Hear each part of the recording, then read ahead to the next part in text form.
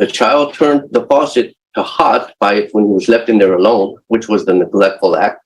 And the water splashes on his chest, it turns, it hits his back, and he falls, goes down, and is on the butt. I can see how those isolated, and I don't know why you're making those faces to me, Judge. You can. I'm not making. First of all, stop. Buckle up, because today's case isn't just heartbreaking, it's infuriating. In the case of State of Texas versus Zachary Prince, a father stands accused of the unimaginable, severely burning his 2-year-old son in a scalding hot bath. But was it a tragic accident, or something far darker? What you're about to witness is a legal tug-of-war that tests the limits of justice, loyalty, and denial. From a desperate defense to a mother's unwavering belief in her son's innocence, despite damning medical evidence, this courtroom drama has it all. And yes, we're talking about full-body burns, expert testimony, and an emotional roller coaster with serious prison time on the line. Stick around, because you won't believe what's revealed when the judge delivers her verdict. Court is calling 2019 CR 4747, State of Texas versus Zachary Prince. Now parties approach and announce for the record for the state. Michael Lilly out for the table. For the defense. Scott McCrum, Mr. Prince. All right, Mr. Prince, thanks for addressing appropriately for court. But why were you late? Oh, it wasn't late. We were outside. All right, so late is when you're not in the courtroom. Oh, I'm sorry. Yes, ma'am. All right. Plus, he was driving in from Odessa this morning. All right. So you entered a plea bargain agreement on July 12th Yes, ma'am. and applied for deferred adjudication. According to the plea bargain agreement, punishments be assessed at a cap of 10 years in the prison. There's a $1,500 fine. The state opposes your application. There's an affirmative finding of family violence and there are no contact with Caden Pegas. That phrase, affirmative finding of family violence, may sound clinical, but in court, it's a legal red flag. It tells us the judge has already determined that violence occurred within a domestic setting, and the no contact order with the child, Caden Pegas, is not a suggestion. It's a strict legal barrier. This signals how seriously the court is treating this case. No matter how remorseful the defendant seems, the legal system is already stacking the weight of accountability. The plea deal capped punishment at 10 years, but don't be fooled. This is no slap on the wrist. Have both parties had a chance to review the PSI report, state? Yes, Your Honor. Defense? Yes, Your Honor. Any objections to the PSI report, state? No, Your Honor. Defense? No objections, Your Honor. All right. State, do you have any witnesses? No witnesses, just argument, Judge. Defense, any witnesses? Yes, please, Judge. Call Audrey Fuller. All right. Audrey Fuller.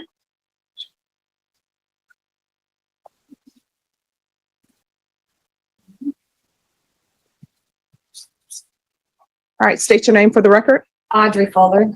All right. Defense? Thank you, Judge. Ms. Fuller, how are you related to Zachary Prince? I'm his mother. And you could face forward Oh, so that okay. she can hear you better. I'm his mother. I heard, we spoke before court this morning, correct? Yes. And you referred to Zachary by another name? Devontae, that's his middle name. Okay, so if you talk about a Devontae here, you mean Zach, Yes. Zach Prince. How are you employed, Ms. Fuller? I'm a 100% disabled veteran. I don't work. So you served in the military? Yes. And I think that's reflected in the pre-sentence report. During Zach's childhood and growing up, you were in the military? Yes. What branch? Army. And that was throughout the time that Zach lived with you as a child and before he moved out? Yes, sir. How was Zachary as a child? He was a sweet, happy child. He was very loving. He is very loving. And what about in his older years, like high school years and teenage years? He didn't change. He's always been a sweet kid. I always loved him, very protective. Any behavioral issues with him? No, Was he respectful with you? he's always been respectful with me. Any issues in high school, getting into trouble or anything like that? No. You have, you know what he's charged with and what he pled to in this case. Yes, sir. What are your feelings about that you would like the judge to know? I don't know. Well, I'd like to ask the questions, Okay. answer the questions first. Well, with my whole heart, I believe that my son did not do this. And by not doing it, you know the facts of where the baby was. Yes. Yeah, you have to let me finish before you speak because she's taking everything down. That he left the child in the bathtub and the child was burned with water, correct? Yes, sir. But you know he did that. So at the very minimum, he was neglectful for not Yes, keeping an eye on the child after he left it in the bathtub, Yes. right? Let's pause. Zachary's own mother just admitted he left a toddler alone in a bathtub, and the child suffered burns. That right there? Neglect, no question. And while she tries to soften it by praising his parenting, the facts speak louder than family memories. Courts often wrestle with this exact dilemma. When good people do terrible things, does the past cancel out the present? Let us know in the comments. Does a history of being a loving dad excuse one moment of catastrophic neglect? How many children does Zachary have? yeah, 5, And what are their ages? Do you know? 11, 10, 7, 6, 4. Does he spend much time with his children? He works out of town, but whenever he's home, he always gets them. He had them this weekend at my house. And through the years, has he spent a lot of time with his children in your presence? Yes, What kind of father is he with his children? he's a very loving father. He loves his kids and they love him also. Have you ever seen him lose his temper with the kids? I've never seen him ever get upset with kids. Have you ever seen him do anything to discipline them, reprimand them, that you thought maybe was over the line in how he did it? No, he's never done anything. Have you ever seen him physical with the kids No, not ever, not once. or neglectful with the kids? How about aside from the kids? Have you ever seen him violent or physical? Never in my presence. Zachary would never intentionally hurt any child ever. Although he had to plead, it was solely based off of his chance of proving his innocence, which have been extremely slim. I do believe that he is guilty of one thing, that is neglect. He never should have left the child in the bathroom alone. Zachary has felt extreme remorse for his actions ever since the incident. I'm here to plead to the court to grant mercy on my child during the sentencing phase.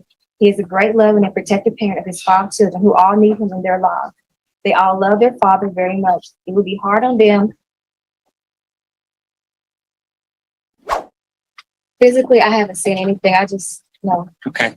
So is it fair to say you haven't reviewed any offense reports or No. police reports? No, You haven't reviewed any of the medical history?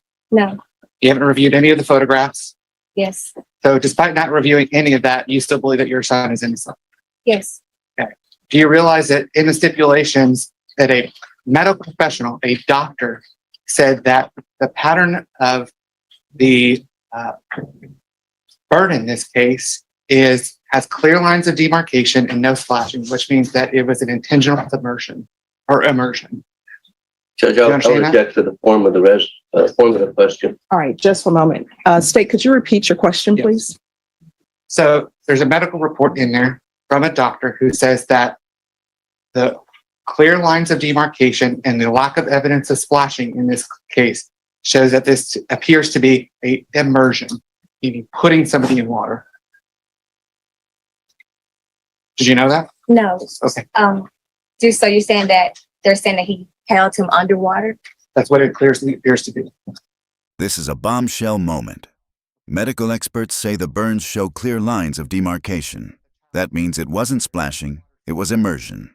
Someone held that child down. That changes the narrative entirely. We're no longer debating if the water was too hot. We're questioning whether this child was deliberately submerged. Let that sink in. If the court accepts this expert opinion, neglect becomes intentional injury, and Zachary's entire defense strategy crumbles. Think about it. How do you explain no splashing and clean burn lines unless someone forced it? Were you aware of that? No, Because according to your son's statement, he says that the child's in there and then the water's flowing over him, but there is no burns on this child's chest. Judge, I would object. She's already said she doesn't have knowledge of that. She had not reviewed the reports or the evidence. It's just argumentative. All right, that'll be overruled. Did you know that? no, I didn't know. I don't know. Does that change your mind about whether you know that he's innocent about this? I still, yeah, it doesn't change my mind. Okay.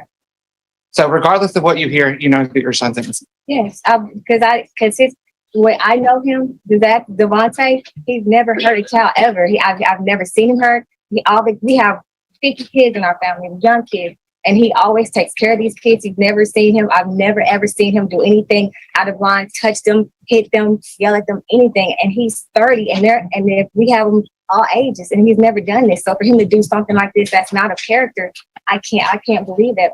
And just when you thought it couldn't get worse, bam! The defendant is a suspect in another injury to a child case. That means this isn't just one isolated mistake. It's starting to look like a pattern. And notice how the mother tries to distance him from that second case. The timeline is murky, the facts are vague, and yet again, there are injuries to a child involved. If the court sees a trend here, it won't bode well. Quick question for the audience. Would multiple child injury cases be enough for you to revoke someone's parental rights? Okay, were you aware that he's a suspect in another injury to a child case in Yeah. Kilgore? I'm aware of that. That's my grandson.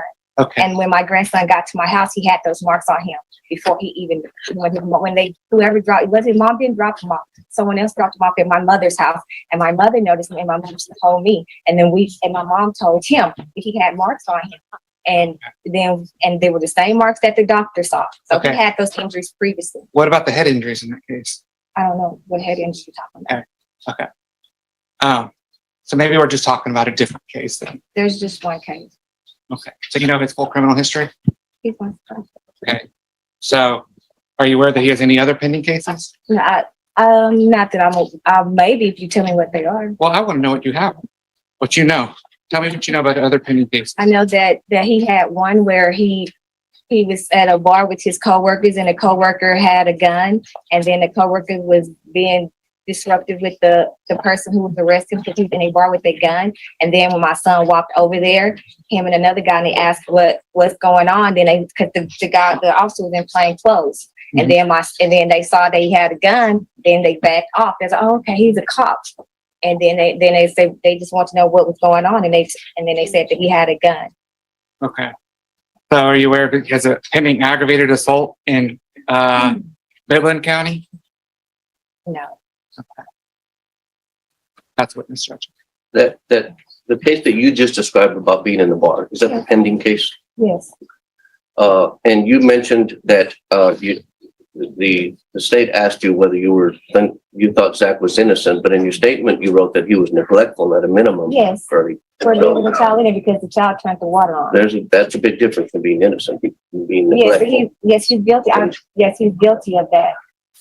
Thank you. Pass the notes. I have no further questions. All right, could you raise your right hand? Do you solemnly swear or affirm the testimony you give will be the truth and nothing but the truth, so help you God? Yes. You can lower your hand. State your name for the record. Chelsea Nixon. All right, defense? Ms. Nixon, how are you related to Zach Prince, if at all? Girlfriend of almost 2 years. And do y'all live together? Yes. How long have y'all lived together? About a year and a half. Do you have any children with Mr. Prince? No children with him. Expecting? Not that I'm aware of. And do you have any children of your own? Yes. How old are they? 10 and 8. And you're aware with what this case that Zachary has against him, correct? Correct. That involved a young child. Did you ever witness anything knowing that with Zachary being around your children that concerned you? No, never. How is he with your children? He's very, very involved with them. He does their homework with them. If there's ever anything that I can't do with them, he does. If he's ever not working, he's home with them when I'm working. He's very involved, like actively with them. They both play sports, so he's very, very much involved with them. So they're very close. Have you ever seen him discipline them in a way that made you uncomfortable? It's always tricky when loved ones testify. Zachary's girlfriend paints him as a hands-on stepdad, even saying she has no concern about leaving her kids with him, despite knowing the allegations. That raises a crucial issue: confirmation bias. When someone you love is accused, your instinct is to protect, to justify. But ignoring medical evidence and multiple injury claims doesn't protect children. It endangers them. Is her loyalty blinding her to a very real risk? You tell us, would you leave your kids alone with someone facing these charges? No. Have you ever seen him lose his temper with them? No. Have you ever been worried about leaving them in his care? No. Pass the witness. Just a couple questions. Ms. Nixon, your kids reside with you? Yes. Full-time? Yes. Okay, and does Zachary live with you full-time? Yes. Okay, so he's around these kids pretty often? Correct. Are you aware of the allegations in this case? I am now. Okay. Does that give you any concern for having your kids around him? No, I mean, from my personal experience with him and the way that my children care for him and how he's been a very good role model for them and been there for them, I don't question him around Okay. my kids. And just to be specific, I'm asking about knowing the allegations in this case. You don't have any issue with your children being around Zachary Prince? I do not. That's witness. No, further. How old are your children? 10 and 8. All right, thank you. Thank you for coming in. Defense, call your next witness. No other witnesses, Your Honor. No other witnesses, Your Honor. Mr. Prince, is there anything you wish to say? You can raise your right hand. Do you solemnly swear or affirm the testimony you give will be the truth and nothing but the truth, so help you God? Yes, ma'am. You can lower your hand. I just wanted to make a statement if that was okay. Sure. I just wanted to let the court know that I have like the utmost remorse about what happened. I mean, at the end of the day, I take full responsibility because I should have been an unselfish adult about it and been watching Kaden the whole time. And I understand the allegations against me, and whatever the court decides, I'm 100% with it. But I mean, if the probation is on the table, which I heard is slim, but if it is on the table, there won't be any problems out of me. And I think that'll be the best option for me, my children and my family, because I'm like a real staple and pillar within my family. That's all I got. All right. So have you seen the photos in this case? Yes, ma'am. I was there at the hospital when he was bandaged up and everything. All right. So I'm looking at the photos, and there are extensive burns to his bottom. Mhm. And then there's extensive burns to his chest. I don't understand your story because it doesn't seem to be consistent with the photos and the information that the court has reviewed. And I will tell you, even though Judge Angelini is the judge that took this plea, I read over all of the PSI reports and I reread all the stipulations.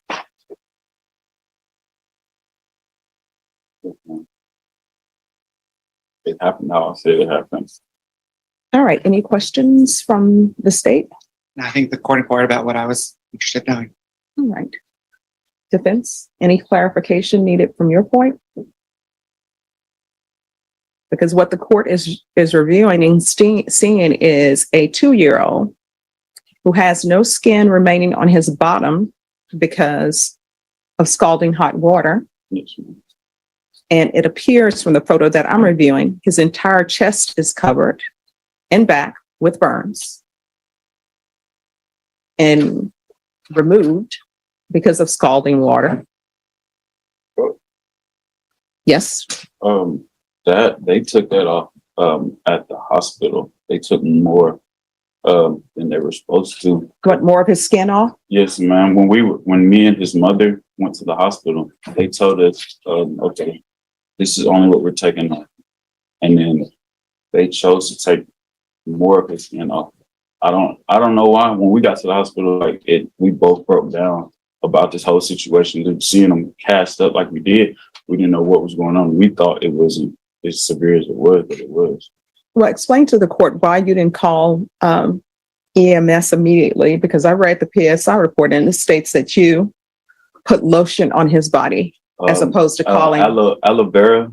I put aloe vera on it, not thinking it was severe, and I called. Well, no, I'm reading in the PSI report, and you state in the PSI report that his skin was falling off. This is the moment that shattered any remaining defense. Zach admits that the child's skin was falling off, and instead of calling 911, he reached for aloe vera. Let that sit.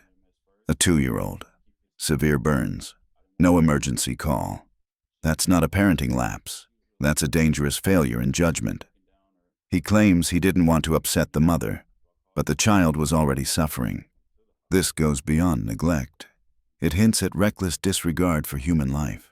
In legal terms, this makes the difference between probation and prison time. So how is that not serious? And that's why when his mother came, I said, let's go to the hospital right now. And I just, at that time, if I could go back and change it, I would call EMS first, but I wanted to keep his mother in the know. I didn't want her to, she was real sensitive, and I didn't want her breaking down or doing something out of the ordinary. So I called her and convinced her to take him to the hospital. And he didn't want to take him to the hospital, but I said, the best thing to go to the hospital. Well, then I have an issue with her parenting skills as well. So it appears that the baby is not placed with her. Am I correct? I don't know where the The baby child is with her, Judge. I don't know if that, Well, thank you. If the defendant's testimony is correct, then Child Protective Services review your cases. All right, the court will hear argument. State. Judge, I think it's pretty clear just from the photographs in this case, his inability to relay a true version of what happened on this case. You can see from the burns that this is not a child splashing around in the water with burns all over the body. There's clear deep lines of demarcation, which indicates from the professional standpoint, I believe, which is contained in the stipulations, that this child was held and immersed into hot water.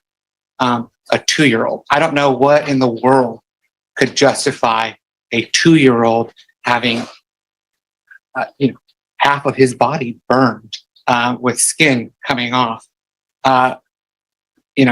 We have the witnesses for the defense that came in here are clearly, understandably biased. I understand mom wants to come in here and tell this court that he is just neglectful. No, and he pled to an intentional and knowing act, because that is what he did. This child has permanent scars on his body with no justification. I think the offer was generous in this case for 10 years. And so we're asking that you deny his application and that you sentence him to the full 10 years because he deserves every single day of that 10 years. All right, defense. Judge, I'm not an expert or physician, and that's I can't argue how it happened. I can tell you what my opinion is. I can see that it could have entirely happened the way Mr. Prince says it happened. The child turned the faucet to hot when he was left in there alone, which was the neglectful act. And the water splashes on his chest, it turns, it hits his back, and he falls, goes down, and is on the butt. I can see how those isolated, and I don't know why you're making those faces to me, Judge. You can. I'm not making. First of all, stop. One, I'm not making any faces. Number two, I'm looking at you and listening to your argument, counsel. I noted facial expressions, Judge. Well, your notation is incorrect. You may continue with your argument. If it was an immersion, in my opinion, but again, I'm not a physician or an expert, but I just can't see on these facts how anyone who's not a physician or an expert can just say with 100% certainty it couldn't have happened that way. I can't accept that. If it were immersion, I would expect that it would be all the way burned around, not just in patches. How could it immerse it just in portions, in just the chest, in just the butt? That doesn't make sense to me, but I'm not a physician or a doctor. I'm just saying I can't see how any of us who aren't physicians or experts could know for certain. State. Well, I'm not finished, Judge. Mr. Prince is from a good family, as you've noted, had a good upbringing, did everything that we would expect from someone going to school, graduating, working hard, good role model for his brother, taking care of his kids. He's taking responsibility for this act for what he did do. And I guess we could sit here all day and argue what that was. But he's got no felony priors. Sending him to prison for this when it's questionable to me is severe. I know that the injuries to the child is severe and it's a tough type of case. But sending him to prison, I don't think resolves anything. He needs to be out here taking care of his kids financially and otherwise. And so I hope you will consider the deferred with conditions, with ISF, with other things that could address maybe a punishment aspect. That's all I have. State. Just briefly, Judge, I know Mr. McCrum's not an expert. I'm not an expert. The court is not an expert, but there is an expert opinion contained within the stipulations. And that's what the state is relying on, because this 2-year-old can't tell anybody what happened to them. We have to rely on the experts in this case, which is clear, which is contained in the stipulations that this was an immersion case. And so, again, we're asking that you deny his application and sentence him to the full 10 years. All right, anything else, counsel? All right, after reviewing the stipulation and reviewing all of the evidence, and Mr. Prince, the court has listened to the witness's testimony, and I always appreciate when witnesses come in because they give me a more global view of a person that's standing before me than just what's in the PSI report. All right, the court is going to deny your application, find you guilty. There's an affirmative finding of family violence. There's to be no contact with Caden Pegas. There's a $1,500 fine, time and money to run concurrent. Give you credit for any time served, and the court will sentence you to 10 years in the prison.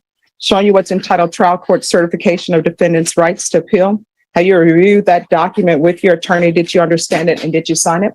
Because this is a plea bargain agreement, because I followed your plea bargain agreement, and because you waive your right to appeal, you do not have the court's permission to appeal. Because this is an affirmative finding of family violence, and also because this is a felony conviction, you're not allowed to own or possess any weapons or ammunition. If you have a question over what a weapon or ammunition is, you'll need to speak to an attorney. Do you understand? And there it is, 10 years in prison. The judge denied probation and delivered the maximum allowed under the plea deal.